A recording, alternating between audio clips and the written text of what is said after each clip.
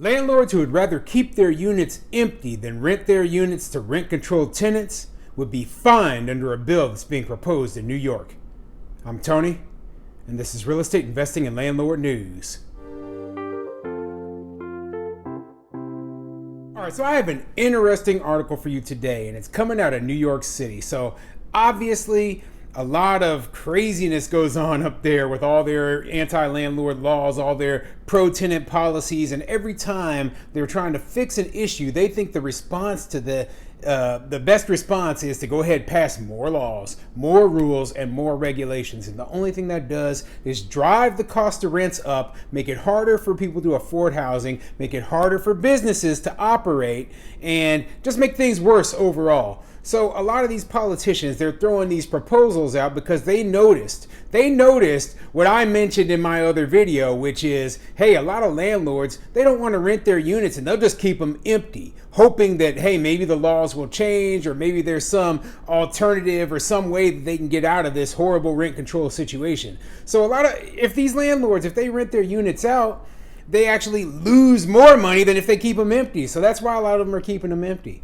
It's a crazy situation. I mean, it's something that you'll only see up in a place like New York, but this is the effect of rent control. This shouldn't surprise anyone, but it always catches these super far left-leaning progressive politicians by surprise. They're like, well, why are the landlords doing this? Well, it is a reaction to the laws and the rules that you passed, okay? So the article I have, it's a couple of years old, but it's very, very relevant for right now. And it's covering this entire issue, and it's insane. Okay, this bill that was proposed, it is still a possibility that something like this could pass in the New York legislature. So before I get into the article, go ahead, hit the like, subscribe button, maybe leave a comment down below. Let me know what you think, okay? What do you think of these landlords who are keeping their units purposefully empty instead of renting them out to rent-controlled tenants, okay? And what do you think of the response of these far left-leaning progressive politicians who are trying to punish landlords for operating their business in the way that they see fit? Okay, I've already told you what I think, but I'm going to go over it in more detail once I get into this article. It's coming from brickunderground.com, and it says, new bill aims to fine landlords who warehouse rent-stabilized apartments.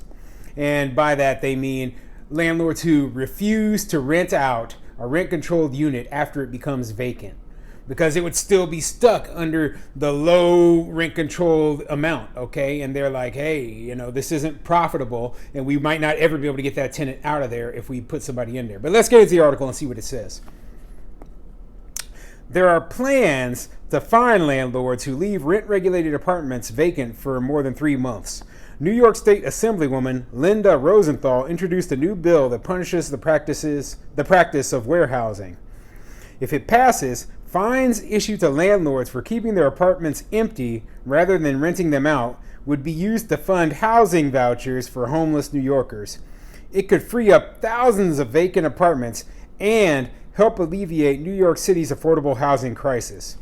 So the plan is, basically to fine these landlords a whole bunch of money, then take that money and then reallocate it and then give tenants a big handout. So the tenants, regardless, and they're like, well, the tenants deserve the handout. No, the landlord should have the right to do with their property what they want. If they don't want to rent their units, they don't have to. If they want to take that loss, they can. Why? Because it's their property. They are not obligated to rent the property out to keep housing affordable for the city.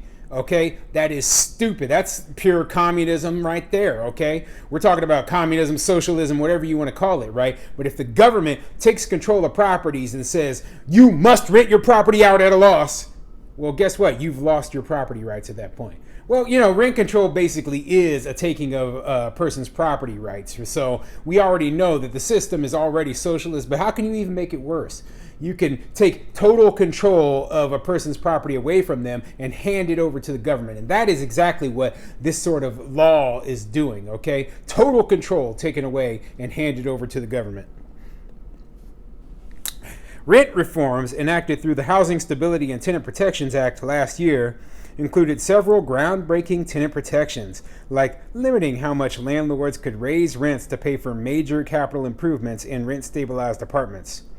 As a result, when rent-stabilized apartments become vacant, landlords say they cannot afford to make necessary repairs in order to re-rent them. It's possible, however, they may be waiting until they can combine two neighboring apartments and rent it at a higher price. According to Cranes, more than 3,000 apartments have been vacated that likely require significant repairs.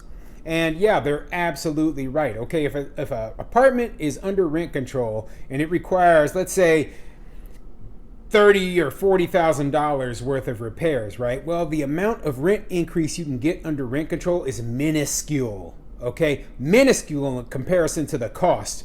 And that is why you see so many dilapidated units, and that's why you see, lack of investment by the landlords into these buildings, because they can't recover the money needed necessary to do these repairs. You've created this situation. They created that with their new, what they said, landlords could only limit how much they could raise their rents for major capital improvements. And that was so stupid. They were like, oh, well, this will help. This will help. They always think that passing more laws is going to help, and it only makes things worse. And this is a prime example of that. Warehousing has been an issue in conversions of rent-stabilized buildings to condos in the past. Last year's rent reforms addressed this by raising the minimum number of tenants who agree to purchase their apartments to 51%. Tenants that do not want to buy can't be evicted. Previously, most conversions required 15% of a building's tenants to agree, and landlords could include vacant apartments in that 15%. So yeah, landlords are warehousing because, one, they want to convert build all of the building over into condos. Okay, so if they convert that building over into condos, then they can sell the individual units and then make their money back for their investment. Okay, so they're going to lose rent controlled units when that happens, and that's fine by me, because simply put, the landlord deserves to be able to make money off of their investment. The other reason that they mentioned in the paragraphs above was that there is a provision in the law that says, hey, if you combine two separate units that are like right next to each other into one bigger unit, then you can bring rents up to the market rate, okay, when you re-rent it. And so a lot of landlords are kind of waiting, keeping a unit here and there empty so that when they finally do have two units that are right next to each other, they can bring it up to market rate. And that new rental unit, that combined one will usually have a higher rent than those two separate units combined. In fact, it'll be much higher because of the stupid rent control laws. So landlords basically have found these workarounds, okay? And some investors, some developers, some landlords are actually, this is their strategy for making money in a market that has rent control. And of course, they want to crack down on that, but when they put all these rules that, regulate these free markets, it encourages people to do things like this that make it more difficult to have affordable housing, that shrinks the amount of affordable housing, and, encourages people to just charge the maximum amount of rent possible and do all this stuff, okay? So their rules basically have created the situation that they are trying to stop now. It's pretty simple. The bill is currently working its way through the Senate. Another reform landlords are anxiously awaiting is the Good Cause Eviction bill, supported by many Democrats in the Senate and House, which, if passed, would mean tenants in nearly all market rate apartments who are paying their rent and not doing anything disruptive would be legally entitled to have their leases renewed.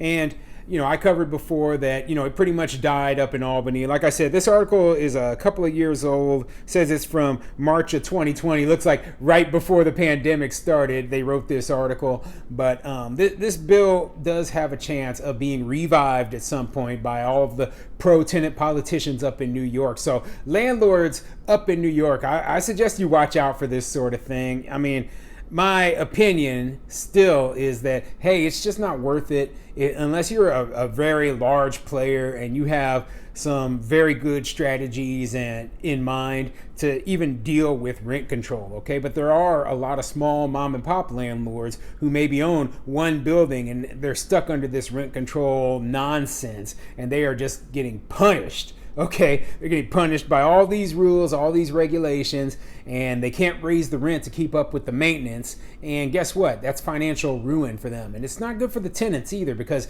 they don't have buildings that are updated. You know, they don't have buildings that the maintenance is done on time because they can't afford to do it. Okay, they can't afford to do it. So it just creates this cycle of disrepair and disinvestment. And I just hate seeing that sort of thing.